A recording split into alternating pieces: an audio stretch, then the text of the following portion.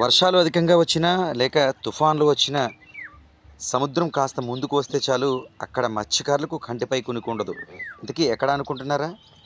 మన కాకినాడ జిల్లాకు సంబంధించి ఉప్పాడ సముద్ర తీర ప్రాంతంలో మత్స్యకారుల కష్టాలు ఇవి. దాదాపు సముద్రపు ఒడ్డున వేలాదిగా మత్స్యకారులు జీవనం కొనసాగిస్తూ ఉంటారు.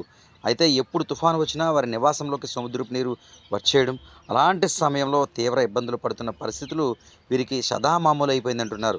ఒక్క వర్షాకాలం అనే కాకుండా పౌర్ణమి అమావాస్య పర్వదినాన సముద్రం పొంగిన ఇదే పరిస్థితి నెలకొంటుందంటూ మత్స్యకారులు పేర్కొంటున్నారు. అయితే ఈ విషయంపై AP deputy CM Pawan Kalyan ఇచ్చిన మాట ప్రకారం సముద్రపు అడ్డుగోడ నిర్మించడమైనా చేయాలి, లేదా గతంలో ఎక్కడైతే వీరికి ఇంటి స్థలాలు కేటాయించారో ఆ ప్రాంతంలో వసతులు కల్పిస్తే ఎక్కడికైనా వెళ్తామంటూ మత్స్యకారులు పేర్కొంటున్నారు. తెరతో గెత్తరి గిత్తరి అంతా వచ్చేస్తే మనం అంతా గంగ పోయినప్పుడు తుడుచుకొని పారబోసుకుంటాం. ఇంట్లో కూడా నీరు వచ్చేస్తుంది. అవి వచ్చేసిన అందాక ఇల్లు రోడ్లు బాయిలేవు అక్కడ. ఆ నుంచి ఇక్కడ ఉంటున్నాం. అవి అక్కడ అయిపోతే రోడ్లు మేము పోతాం. ఇల్లు అదే ఇప్పుడు నీరు వచ్చినప్పుడు ఏం చేస్తుంటారు? మన ఇంట్లో సామాన్లు ఉంటాయి, పిల్లలు ఉంటారు, ఎలా పోతాం. అవి అండిపోతాం. అవి అండిపోతే గంగ పోతుంది కదా, అప్పుడు వచ్చి ఆ పూడది వండుకొని తింటాం. సామాన్లు అవి పాడైపోతాయా, అలా తీసుకెళ్ళిపోతారు? ఇంట్లోకి వెళ్తా నీడి గుమ్మాలోకి నీడు వచ్చేస్తే ఆ నీడి తుడుచుకొని అన్ని శుభ్ర చేసుకొని అప్పుడు అన్నం వండుకొని తింటాం. ప్రభుత్వం మీకు వేరే చోట ఇల్లు కేటాయించిందా? వర్మ ఇచ్చాడు కానీ రోడ్లు అవ్వలేదు అక్కడ.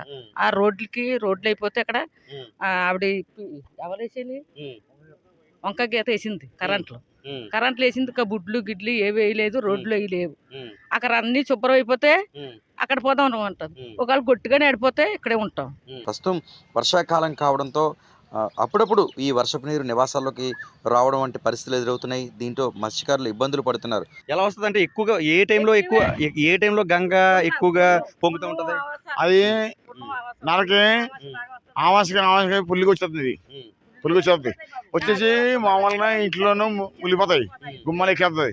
అవి తోరపొడికి చేయబడికి పిల్లలతో ఉండడం ఇవన్నీ చేయబడికి అట్టుకోడికి అది ఏం చేయాలంటే మళ్ళీ పోటోడికి నీళ్ళు అవుతుంది.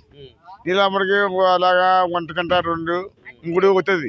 అవుతుందా అప్పుడు నీళ్ళని తోడికి ఆ చుప్పలు కడుక్కోవడం, అప్పుడు మామూలుగా తినడం, అది మనం పడుకోవడం ఈ బజలో ఉంది మాకు. రాత్రి సమయంలో ఒకవేళ రాత్రిలో వచ్చిన 12 గంటలకి 1 గంటకి నీరు వచ్చేస్తుంది. ఈ నీరు ఇక్కడ వరకు ముంచేస్తుంది. ఈ కచ్చాలు గుడ్డ ఇలా మూసిపెట్టుకొని నీరుతో ఈ కూరలతో మండలతో అన్ని పారవేసుకొని మేము ఒలుపుకోవడమే. అలాగన్నా మేము నిలబడి రావు. అదల్లా బాడీ గిడి కడుక్కొని చేసుకొని చెందుకోబడికి 1 గంట 2 అయిపోతుంది. 1 గంట